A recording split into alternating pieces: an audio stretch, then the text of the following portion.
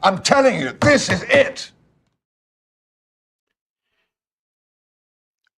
Well, hello, everybody, and we are, this is it. Welcome to Office Hours for Wednesday, May the 1st, 2024. I'm John Self. Thanks for joining us. I'm fresh off our weekend ordeal where we had a great Career Live kind of extravaganza a boot camp that ran 3.5 hours. We had two spectacular guests, Ron Thomas, who joined us from Dubai, and T.D. Smyers, who joined us from Dallas-Fort Worth. T.D. is an extraordinary career coach, a great friend, and Ron Thomas is an extraordinary consultant, HR, ideas guy, wonderful, wonderful friend. He used to be the CHRO for Martha Stewart before he embarked on his expat career. And he talked a little bit about the fact that the job markets are changing. And that was one of the reasons he went overseas and has been very, very successful in doing that. Today, we are talking about the job market.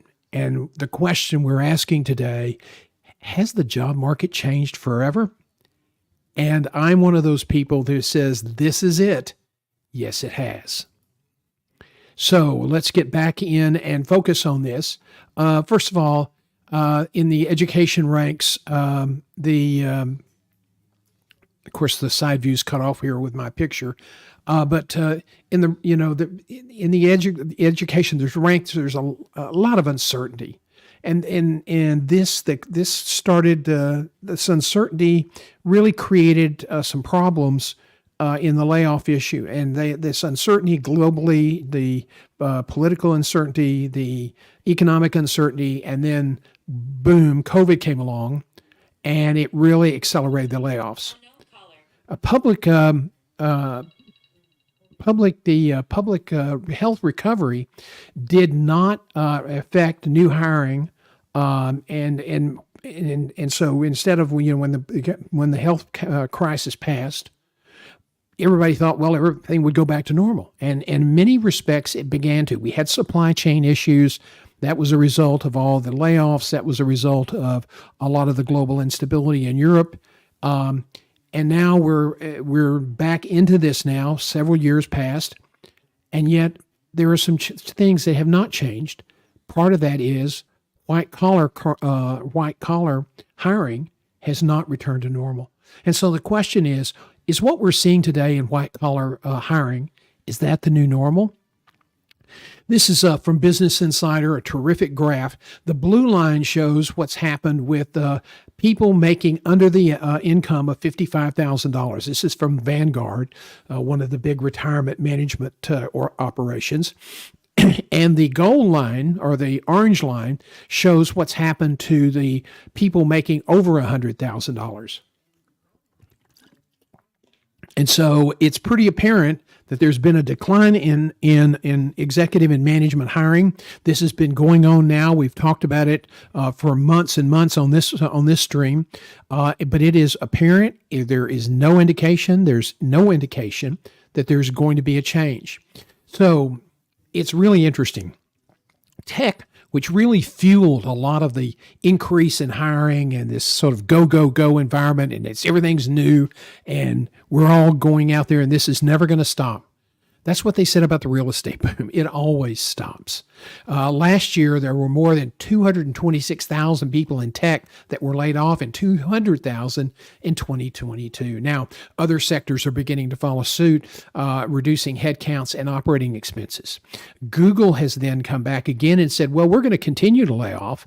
We're just not going to do it in this big, spectacular fashion. We're going to do it strategically, and we're going to then adjust programs that aren't producing expectations, because we now have to fund, we don't have the ad revenue we used to have, so we now have to fund our innovation growth, primarily AI, from operating cash flows. And so that means they're going to be very, very careful about their headcount and where they invest their money.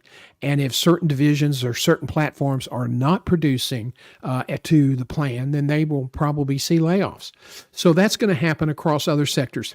Healthcare, health systems are still continuing to do the same thing. They call them strategic alignments or strategic adjustments. That's just a nice word for layoffs.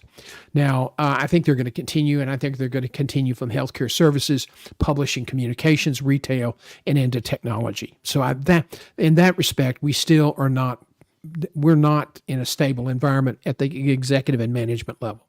Now, strategic adjustments, accelerated PIP plans, which is, well, we need to get rid of people, but we don't want to embarrass ourselves or our brand. So we're going to just be really tough on people that are not that busy with our consulting firm or in our law firm or some other area of professional services.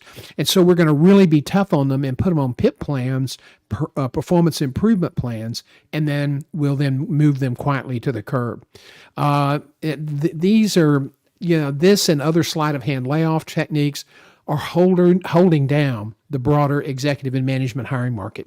As these layoffs continue to trickle down, these people have to go into the market, and the market's not absorbing the existing inventory of executives and managers that lost jobs for reorganizations, political upheavals in organizations, and even some left over from the pandemic. Now, economic data, domestic political unrest, and I think geopolitical conflicts do not support the trend that we're going to suddenly go back and hiring a lot of at the executive management level. The truth is, the sluggish executive management hiring is going to continue through at least the first quarter of 2025. So that's a pretty good go. I think we may get some improvement in the third or fourth quarter 2025, but a lot of that depends on the election. And I'm not talking about one candidate versus another, but anytime you have a transition, if we do change presidents, there will be a period of instability. There's a lot of conflict with one of the candidates and about what he wants to do and what he will do and getting even and retribution. And although that is a lot of political talk, it can create instability in the marketplace. So right now, we don't see a lot of things really improving at the executive and management level, and that's really, really problematic for people who are out there.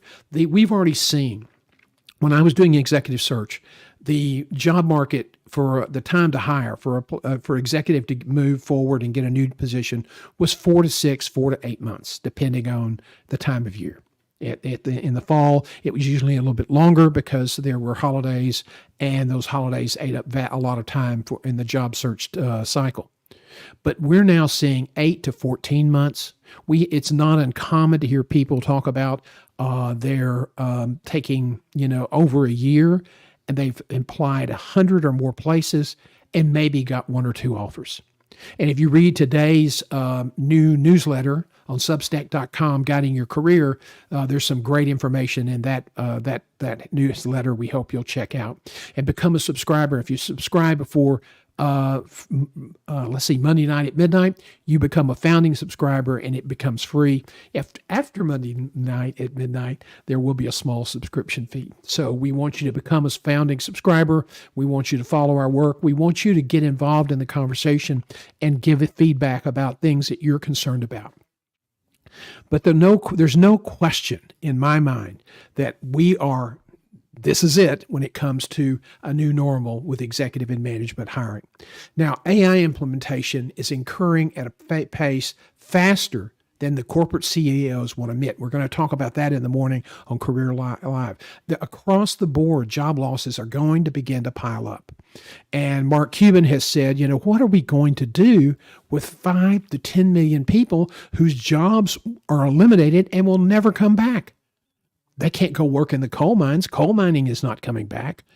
A lot of the manufacturing that we used to realize it was really labor intensive, those programs and those jobs are not coming back because so much of the industry is being automated. U.S. Steel in its Gary Works at one time employed over 50,000 people. If you want to know why Gary, Indiana ever existed to begin with, it was because of U.S. Steel. 50,000 people, and they paid good wages, and it was a great middle-class town. Today, it is a ghost town in many respects. Its infrastructure is deteriorating, and U.S. Steel at that site, which has just been sold or it's waiting final approval, but by a Japanese steel company, is down to 5,000 employees. So it's really manufacturing.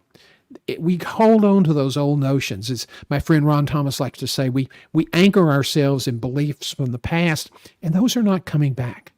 They are not coming back. And so we have to think, what are we going to do with all those people who are lower level in terms of what they provide, they data entry, data analysis, those types of jobs, career, executive assistants, and clerical support. Those jobs are going away, and they will not come back. And so, what do we train those people to do? All those jobs that they might have been able to get job training for in the past are going to be gone. And Mark Cuban really has expressed on a Bloomberg broadcast real concern about what do you do with 5 to 10 million people with no jobs. So I think there's, from the executive and management point, this is the part I really want to get to. And this is what I think you really have to focus on. Now, let me say this. I understand that, change is tough. I've seen a lot of change in my life and in my career. I've been fortunate in that I've always kind of gotten excited about change, but not everybody has that DNA that I have. And most people are saying, thank God. But the truth is, you must begin to focus on two issues. And if you don't do this, if you just assume that it's going to continue to be the way it's always been, you're going to be surprised. And that's going to happen sooner than later. Please don't make that terrible, terrible career mistake. Don't make that mistake that's going to affect your livelihood and affect, your satisfaction for the rest of your career. So let's focus on those two issues. First of all, you have to focus on your internal brand. As more intense pressure comes on reducing cost, companies are going to continue with strategic reassessments, realignments, PIP programs, all those things to get rid of people and to get their expenses under control. If they're big public companies, if they don't do that, Wall Street will yelp like a wounded dog, and CEOs get replaced. And CEOs don't like losing their jobs. So what you have to do in a challenging time is you have to focus on being a top performer. You have to focus on being someone who is trusted by your colleagues and by your employer, by your boss. And you don't do this by being a slobbering lapdog. You do this, you become someone they can't ignore because you're a hard worker and you deliver results. You're a hard worker and you exceed expectations. And if you can exceed expectations, but if you don't have that internal network of people who support you, it takes both sides to avoid a layoff. So if you don't want to be someone who's selected for a layoff, you've got to focus on your internal brand. You've got to focus on your relationships. You must focus on your relationships, and you must focus on your value to be someone that your boss can't ignore, to be someone that your boss says, we really don't want to do without John. We don't want to lose Susan. We don't want to lose Beth or Mark. So that's one thing you have to do. You have to focus on your internal brand. Secondly, you have to look at your external brand. I mean, makes sense, right? And you need to focus on your value brand statement. A lot of people will say, well, what the heck is that? And if you're a member of Career Management, our community group, you've heard me talk about that again and again. Most candidates, I'm talking about the vast majority, come into an interview and you say, well, tell me about yourself. And the default response is they start talking about their experience. Hot flash, dude. I can read a resume. I don't need you to tell me where you've been and what you've done. I want you to tell me why I should hire you. I want you to convince me that you are the best among 12 candidates that we've really been focusing on to do this job. That you're someone that if I were still in recruiting, that I could go to the employer and say, Susan or Mark, I will guarantee their performance for up to 3 years. That's what you have to do. That you have to stress your value, your experience, your successes, and connect those with the needs of the employer. And if you can't do that in an interview, you're in trouble. Okay? You have to also build an enviable external brand, just like you need associates and relationships internally to hopefully avoid a layoff and be one of the survivors. Externally, you have to be very visible. Now, this is where we start getting pushback. People say, oh no, I can't do LinkedIn. I don't want to get trolled. I don't want to get out there with all those wacko people. I don't want people bugging me. I don't want people trying to defraud me. Okay, I get it. But let me give you the alternative. More and more recruiting is going to automated online sourcing. This means that they can do it faster and cheaper. Guess what? If you avoid LinkedIn, or if you're not active on LinkedIn, guess what happens to your profile? It's under the carpet. You won't be visible. And if you're not visible, you won't be contacted. If you're not contacted, you're in a dead-end job. You're in a dead-end job. And if you get laid off, the process of finding a job today as a manager or an executive without a network, without a strong external brand, I think I'd probably rather have a root canal without xylocaine than go through that. I had one client who came to me late in his search, a wonderful, wonderful man who was a top performer with one of the major healthcare management companies. He went out on his own and did incredible de novo work, helping physicians build clinics and specialty hospitals, and was very, very successful. And then he decided to transition when those regulations changed, and that was no longer a viable strategy. He began working with private equity on global air ambulance, another really growth area in healthcare. Well, that didn't work out because the private equity people wanted to focus more on their profits and less on the quality of the maintenance of the aircraft, and he stepped aside to avoid having to deal with a catastrophe, which probably, he said, if they continue to operate, will happen sooner than later. So he had been very successful. He had a lot of contacts in building his business, but as he moved from sector or segment of healthcare to a different segment, he didn't maintain his relationships. It took him over a year. Somebody with a stellar record of performance, it took them over a year to get 2 offers. And he said he probably submitted more than 100 applications. Now, some of those early applications, he used resumes that weren't customized. He didn't use keywords and phrases, and so he was getting eliminated by the applicant tracking system scanners. But as he got more involved, he focused his resumes more, and as he got more active on LinkedIn, posting information, writing organic content, he started getting more interest and more activity. He ended up in a parallel industry to healthcare, human healthcare, and but he's earning a great salary with a great group of partners, and they're all aligned on values. And he said, "This is not what I set out to do," but he said, "I think I found my real place in life." That said, I would never want to go through the job search that I just completed. He said it was agony to go through all that rejection. It was agony to not hear back. It was agony to get to the finalist and then find out there was an internal candidate, or find out that that what they told me wasn't true. He said, I just never want to have that happen to me again.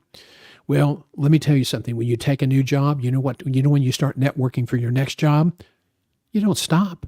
You have to keep networking. You have to keep building your brand. Now, you may want to adjust your tactics. You may want to adjust your pace of posting because you're not in the job market anymore, but you still need to be active. And I think that's a really key thing to do. One of the real problems is I have trouble getting people to step out of their comfort zone. They really just kind of push back. Gosh, John, I'm not comfortable doing this, or yes, I need to do this, but then they never post. You don't see them active on LinkedIn. You don't, that because that's not the way they came up. They may have come up in, say, healthcare. They may have come up on the clinical side as a professional, a doctor, or an anesthesiologist, or a CRNA, or a PT, and they're not used to that, and they're not comfortable with that. But the times are changing. And I think we have passed that inflection point about what's going to happen in the management executive marketplace. I think businesses have decided they don't need as many managers and executives as they have had in the past. Number 2 is they are also saying, listen, the role of AI is going to be much more impactful than we realized in terms of headcount and controlling expenses and how we use it.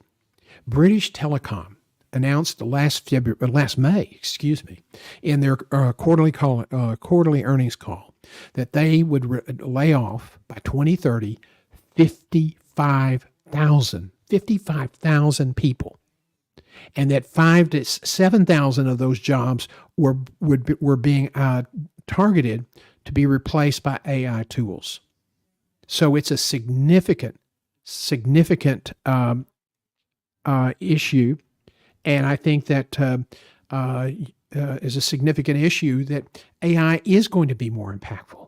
A lot of the CEOs are saying, well, it's going to make us more efficient, but I don't think that many jobs are going to be affected. They know that that's not true. They're just trying not to stir the water. There's no gain for them to stir the pot, to be the first one out to say there's going to be 5 to 10 million people lose their jobs. No, that was Mark Cuban that said that, who has his own fortune, and you can't fire Mark Cuban. And so, he's pretty candid about what he says. And so I think that's not something that's ironclad, but I think it's certainly something you need to keep in mind. You need to keep your eye on that. This is coming a lot faster. This is coming much, much faster than most people realize. So now you've got to make a key critical decision. You've got to be able to step outside your comfort zone. Now, I know that a lot of people really, really struggle with that. And I have a lot of people who get very passive aggressive about that. But I want to tell you something, that this is it just is an absolutely essential thing. Okay. Now, the next thing you want to do is, a lot of people, they feel more comfortable with numbers. Oh, well, maybe get 20 or 30 people to jump out of the box with me, then I'll be okay. Why would you want to do that? Step out of your comfort zone and move forward with your plan. Don't wait for everybody else. First of all, they're probably not going to come right out all at once, and so you're going to lose the comfort of being in a group. No, and if they do that, you've lost your advantage. Why would you want to be in a big crowd? The problem that a lot of job applicants are having today is that they blend in. They're like everyone else. It's really tough to find a job in a competitive market if you're like 20 or 30 other people. Why would you want to do that? So don't wait for everyone else to join you. You really have to step out and really move forward on your own. Now, I want to take a brief pause here at the bottom, coming up on the bottom of the hour in just a few minutes, and encourage you that if you have questions or comments, please put them in the chat box below. We'll love to hear from you. And if you have if anybody comes in, our policy here, because we're an employment organization, a coaching organization, we never use last names, and we don't post them up on the screen. We use first names and cities, unless the city is a small town, and then we just use the state. Okay. So please feel free to ask your questions. And by the way, on Friday mornings, we spend a whole 30 minutes on your career questions at 11 a.m. on Fridays, and we spend about 30 minutes answering questions live. So we hope you'll join us for that. Now, question: when was the last time you engaged in an intense competition to achieve a goal? I asked somebody that the other day, and they said, well, gosh, it was pretty intense becoming a cheerleader. And I said, college? And no, high school. I said, well, okay. And I was on the tennis team, and it was we had some really intense competition. Well, it's college? No, high school. The truth is that as we get older, we are less involved in extracurricular activities in which there is an intense competition with a win or lose outcome. Okay? Well, let me tell you something.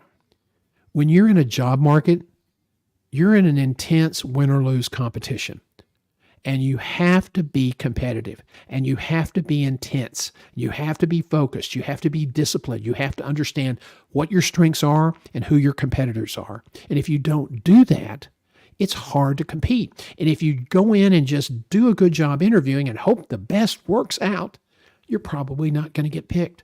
Not because you're not qualified, not because you're not a nice person, or that you don't have an interesting story, but that somebody came in and ran faster than you, was more intense than you, did a better job connecting than you, did a better job building likability and trust than you. And so you're in a competition, whether you want to admit it or not. Now, in a sprinter in a 100-yard dash focuses on winning. I mean, and it's like 9.5 seconds, 9.2 seconds. I don't know what the current world record is. I remember watching Bullet Bob Hayes, who was the Olympic 100-meter dash, set the world record. I remember him catching his first pass from Don Meredith with the Dallas Cowboys and splitting down the field, and nobody got close to catching him, even with all that football gear on. Okay, so a sprinter is really effective when they're focused on that finish line. They know what their strengths are. They know what they have to do. They've watched tape of their competitors, and so they know what they have to do in order to be successful. They must understand their strengths, and they must understand their competitors' weaknesses and maximize their abilities. Now, a lot of people think that, okay, it's a big, tough competition. It's not about kneecapping your opponent to win. That's not what we're talking about. But it is about discipline. It is about preparation. It is about rehearsal. It is about doing your homework and digging deep and being well prepared at all levels of career management, not just in an interview, throughout career management. Okay? It's really, really an important issue. Now, I think we're beginning a new normal for career management at the management and executive levels. I think employment at the lower levels will continue. It's done pretty well. Really, if you look at the economy, not all the boats are rising, and that's created a lot of angst in for politicians. But the truth is that, we're creating a lot of new jobs every month, and wages are now beginning to exceed the rate of inflation, which is a good sign. But I think we have reached an inflection point when it comes to management and executive level, because I don't think we will have that same level and the same numbers of people that we had in the past in those jobs. And so we get back to a key thing that I really want to stress, and that is to avoid a career disaster. You must disabuse yourself of this idea that career management is not searching for a job. Career management is not searching for a job. Career management is a process that you have to do week in and week out, whether you're looking for a job or you're just trying to advance your career. Procter & Gamble doesn't put one of its detergents or one of its products in the market and said, okay, we've launched it. There you go. Good luck. We'll check on you later. No. Every week, every month, every week, every month, every quarter, they're watching sales numbers. They're watching they're doing focus groups. They are a research-driven company. That's they're spectacular at marketing products. And so that's what you have to do with your career. You're not doing research necessarily, but you do have to maintain your brand. You do have to keep posting periodically. You do have to speak at conferences whenever you get a chance. Ron Thomas in Dubai said when he was making a career transition, when one of the opportunities he was working on didn't work out, and he needed to create a new strategy, he started getting lists of all the conferences that were in the Middle East and would send out information to the planners that said, hey, here's who I am. Here's 3 topics that I can speak on and do it very, very well. I'm a thought leader on all 3 of these, and you don't even have to pay me as long as you'll just pay to get me there. And I'll come at short notice if you have a cancellation. Well, guess what? He started getting calls. And then when he did a presentation, he executed. He rehearsed, he was ready, and he did a great job. And after conferences were over, people would come up and hand him the business cards. So now he's building his network. And people would say, oh, would you come speak at our event? And one time he spoke and was paid, and someone came up to him after the presentation. He was a keynote speaker, and the woman said, who represents you? And he said, what do you mean, who represents me? And she said, who's your agent? And he said, I don't have an agent. And that was sort of an interesting moment in his life, that he suddenly realized that there was a lot of activity here, and that being a speaker, being visible in his associations, being visible in his community, which is the Middle East, and North Africa, where a lot of his consulting is done. That he, by being visible there and having a name and being someone that could be trusted, someone who was available, someone who would help out, someone who was always, when he was on the stage, he always delivered. And that is an important sort of strategy for you to consider. It's not about, in the old days, I know a lot of people did okay in their careers. I spent 42 years doing healthcare, and I tell you, there are a lot of people that got great jobs, and they just depended on the phone ringing. Some recruiter would call them and say, we think you might be a good fit for this job. Would you like to consider it? And you'd go through the process, and sometimes you'd get it, sometimes you wouldn't, but you didn't suffer from, being ignored or being invisible. Well, those days are gone. They are gone forever. They are never, ever coming back. So in order for you to be visible and for you to avoid, missing out on opportunities, missing out on your, being able to use to the maximum your God-given talent, you now have to take more responsibility. The old joke about the woman said, God promised me I'd win the lottery, and she never did. And she was so frustrated. And she said, God, why haven't you not fulfilled your promise? And he said, you got to work with me. You got to buy a lottery ticket. Well, that's sort of, some people might consider that sort of sacrilegious. But the truth is, you have to do your part. You have to do your part.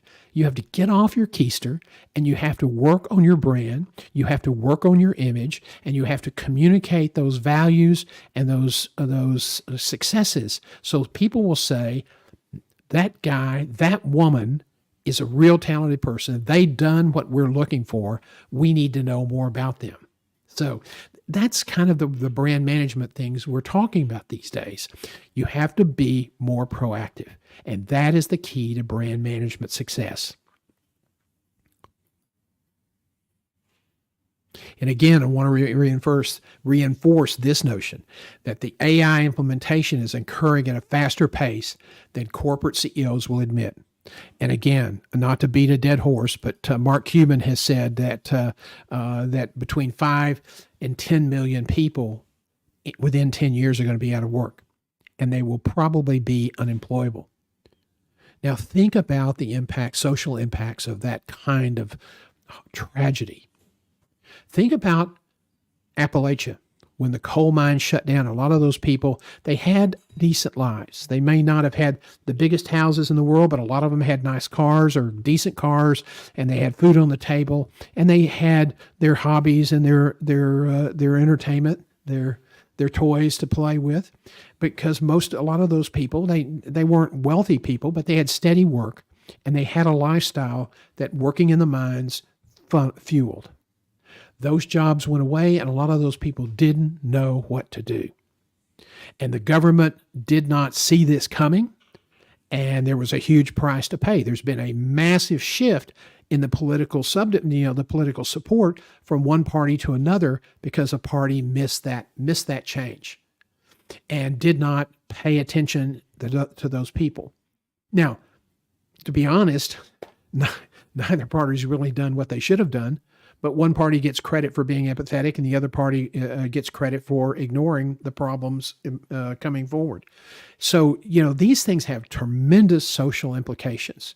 And we can't just solve a lot of these people being out of work because suddenly we'll put a lot of money in jobs training. As Mark Cuban said, train them to do what? What can they do? So a lot of people are now beginning to say, okay, I'm in the data management business, or I'm in a clerical position, and our company is already getting in new technology. What am I going to do? You need to figure out something that you're not going to be working for the computer. Now, if you're at a level in the company where you are, have superb skills, you have a lot of knowledge so that the computer works for you, then you're going to be okay. But when you find yourself working for the computer, you're gone. And that is going to be true for clerical and so many positions. And at some point within the next 5 to 10 years, people who sell information about career management, we are going to be replaced by artificially produced figures, and they have access to all the information online that will be up to date. So then how do I add value? Well, by that time, hopefully, I'm long since sent to pasture, but it's something we all have to pay attention to. So to kind of wrap this up today, you need to pay attention to brand management. If you don't, you run the risk of being passed by. You can be a terrific person with a terrific level of accomplishment, terrific accomplishments. But if you only have 2 or 3 people feeding you job leads, that's not enough. You need to have a broader range of people who will support you. Robin Dunbar, the British anthropologist who did a lot of studies on this, it's amazing what anthropologists study, said that you need to have between 135 and 145 contacts. You can't have more because it's hard to build relationships. But you really need to focus some of your time every week, every month on building relationships. People say, I don't have time. I just can't do it. I don't have time. Okay, think about that for a moment. You don't have time, and yet we're now saying to you that it is going to be a miserable, difficult, if not impossible task in 2 to 3 or 4 years to find a job if you don't have a network. It's going to be a painful, painful ordeal. So what do you not have time for? For your future, to be sure you're a good provider for your family, to be sure that you can take care of yourself. You don't want to find yourself suddenly marginalized. And I've had people who've faced more than a year of being out of work and call and going through a coaching session, just trying to keep them on an even keel. And they start to cry because they're worried about losing their house. They're worried about not being able to take care of their family. This is real. This is not hype. This is actually something that is going to happen to people. And so you need to be prepared. If you're at the lower end where you have more of a technology-oriented job, a more rote, repetitive job, think about things you can do that the computer can't replace you with. And teaching people how to do certain things. Computers can't do everything. And people who paint, people who write, people who cook, people who do a lot of other jobs are going to be able to find a new niche. It may not be as much money as they're making, but they'll have a job and they'll have security. And they can go through this incredible, incredible transition time that we're going to experience in this country. So it's very important to realize this is it. We are starting to see a major change in the workforce and how work is done and how we work. And, I just heard an announcement today that a major corporation is going to give up on their 4-day a week at the office because there's so much pushback, and they're going back to 2 days a week. Now, I'm not sure how widespread that will be, but that's just another little tiny example of how things are changing and how much discord there is, how much change there is in the world today.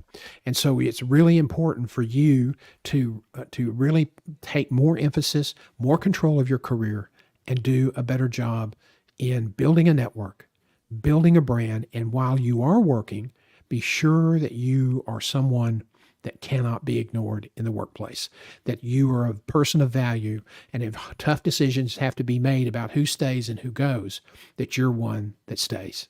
I hope this has been helpful information for you. I encourage you to join us at 7:30 in the morning for Career Live. And if you have some questions about, okay, John, you've given us some bad news today, what's the good news? Check out my newsletter at Guiding Your Career on Substack. That's Substack. And there's a whole section of recommendations we have in that newsletter today that will help you kind of begin to focus. But a lot of it has to do with things that if you follow me, you already know.